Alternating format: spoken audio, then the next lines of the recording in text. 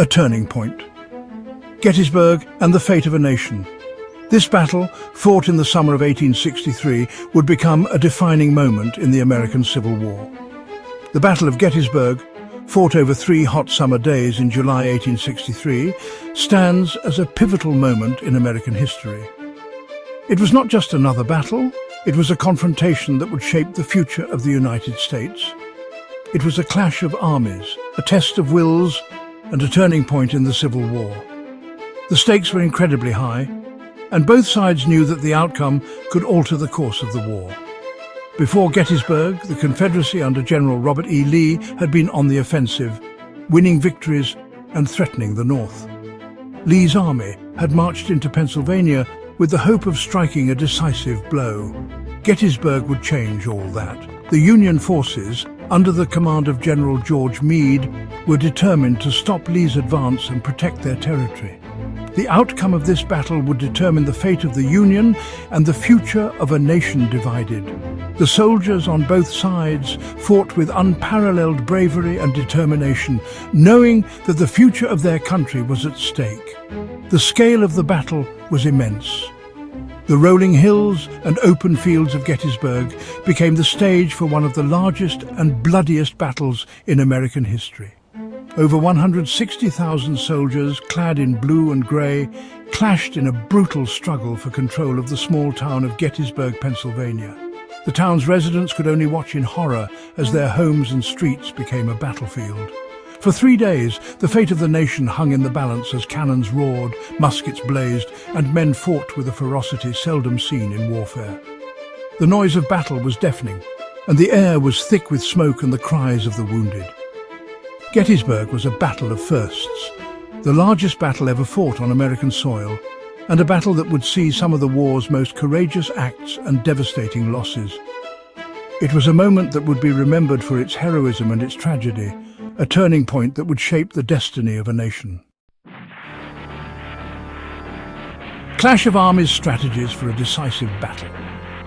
The road to Gettysburg was paved with the strategic ambitions of 2 brilliant military minds, Robert E. Lee, the Confederacy's daring commander, and George G. Meade, the newly appointed leader of the Union Army of the Potomac. Lee, emboldened by recent victories, sought to deliver a decisive blow to the North. He aimed to capture the important supply depot at Harrisburg, Pennsylvania, and perhaps even force the Union to negotiate an end to the war on Confederate terms. Meade, assuming command just days before the battle, faced the daunting task of stopping Lee's northward advance and protecting Washington, D.C. He knew the weight of responsibility on his shoulders. The fate of the Union rested on his ability to counter Lee's aggression and turn back the Confederate tide. Both commanders, seasoned veterans of numerous battles, understood the high stakes at play. They knew that Gettysburg could be the battle that would decide the fate of the nation. First day's fury, a fight for advantage. The battle began on July 1st, 1863, as Confederate troops, searching for supplies, encountered Union cavalry west of Gettysburg. What began as a skirmish quickly escalated into a full-blown battle as reinforcements poured in from both sides. The Confederates, with their fierce fighting spirit, pushed the Union forces back through the streets of Gettysburg, forcing them to retreat to higher ground south of town. This retreat, though seemingly a setback, would prove to be a strategic advantage for the Union. They consolidated their forces on Cemetery Hill, Cemetery Ridge and Little Round Top, forming a strong defensive position shaped like a fishhook. The first day's fighting, while costly for both sides, had given the Union the high ground, a crucial factor in the battles to come. As the sun set on July 1st, both armies prepared for the even bloodier confrontations that awaited them. Section 4. Holding the high ground courage on Little Round Top. The second day of the battle, July 2nd, saw the Confederates launch a series of fierce assaults against the Union left flank, aiming to dislodge them from the high ground.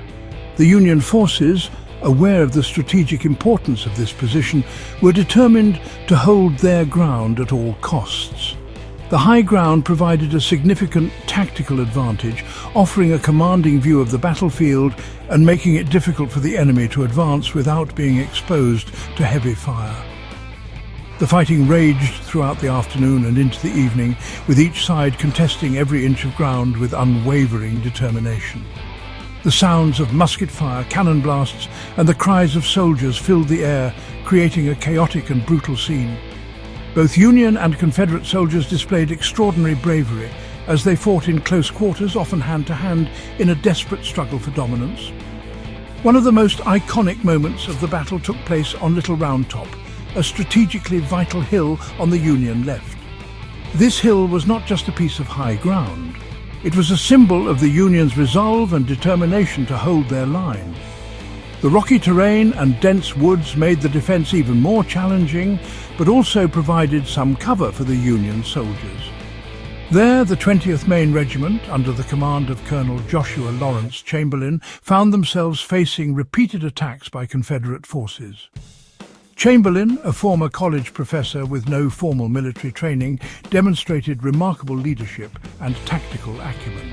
His ability to inspire his men and make quick, decisive actions under pressure was crucial in the regiment's ability to hold their position. Low on ammunition and exhausted from hours of fighting, the 20th Maine held their ground with incredible courage. The soldiers, many of whom were young and inexperienced, showed a level of tenacity and resilience that belied their lack of battle-hardened experience. They knew that falling back was not an option, as it would mean the collapse of the Union left flank and potentially the entire line. In a desperate last stand, they charged down the hill with fixed bayonets, driving back the Confederate attackers and securing the Union flank. This bold and unexpected move caught the Confederate forces off guard, leading to their retreat. The bayonet charge became one of the most celebrated actions of the Civil War, showcasing the sheer willpower and bravery of the Union soldiers. The defense of Little Round Top became a testament to the bravery and resilience of the Union soldiers. Their actions on that day not only secured a critical position, but also boosted the morale of the entire Union Army. The story of Little Round Top continues to be a powerful symbol of courage and determination in the face of overwhelming odds. Section 5. Pickett's Charge, a desperate gamble, a costly failure. The third and final day of the battle, July 3rd, witnessed one of the most famous and tragic events in American military history, Pickett's Charge. This momentous event has been etched into the annals of history, symbolizing both the bravery and the futility of war. After 2 days of unsuccessful assaults, General Robert E. Lee decided on a desperate gamble.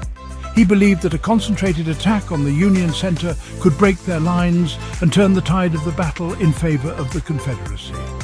He ordered General George Pickett to lead a massive infantry assault across a mile of open ground towards the center of the Union line on Cemetery Ridge. This decision was fraught with risk, as the open terrain offered little cover for the advancing troops. At around 3 p.m., under a blazing sun, approximately 12,500 Confederate soldiers emerged from the trees and began their advance.